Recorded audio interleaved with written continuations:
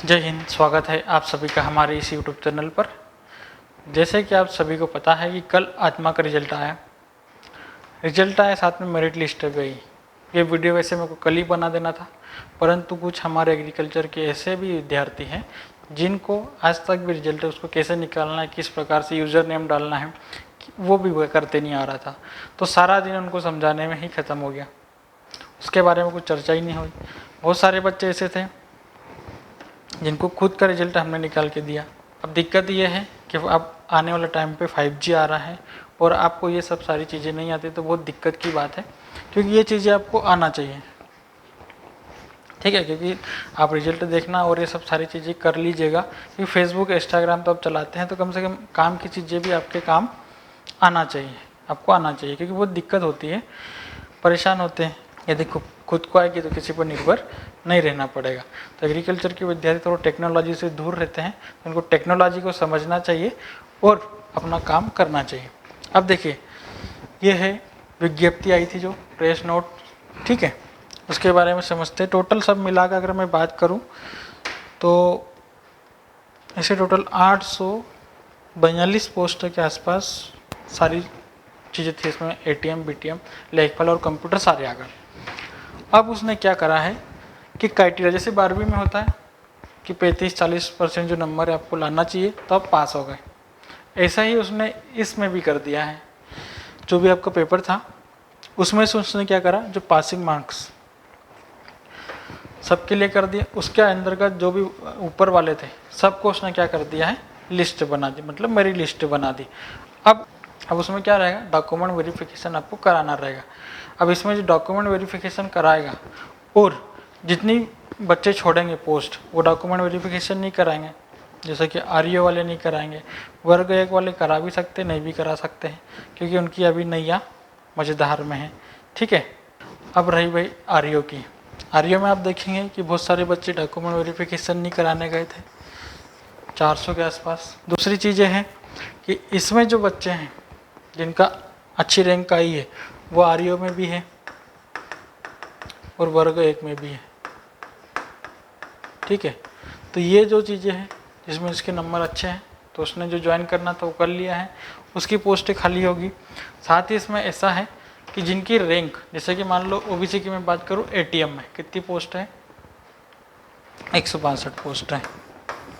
162 post में से यदि उस बच्चे की रैंक, जिसका अगर मैं बात करूँ 200 और 300 के आसपास उसका जो रैंक दिखा रहा है, तो उसका वेटिंग भी क्लियर हो जाएगा, उसका नाम भी आ जाएगा। क्यों?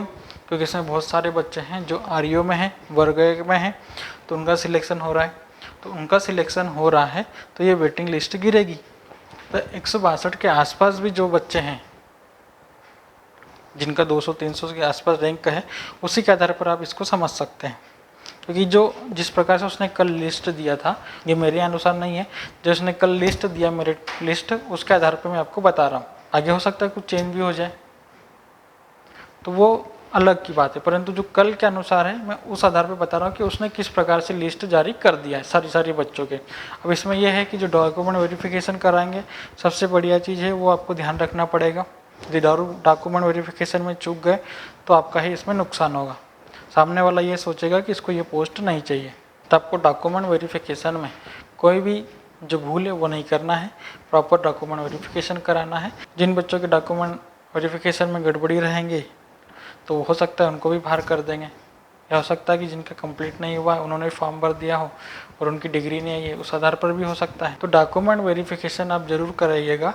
हो सकता है लिस्ट और मतलब वेटिंग लिस्ट और नीचे आ जाए या आपका सिलेक्शन हो जाए। तो डॉक्यूमेंट वेरिफिकेशन का ध्यान रखिएगा और उसको टाइम से करा लीजिएगा।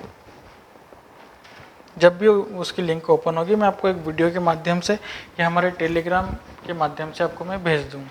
और ये जो आपको पोस्ट चाहिए, हमारे आपको टेलीग्राम चैनल पे मिल जाएगी कि टोटल कितनी पोस्ट थी। आया समझ में?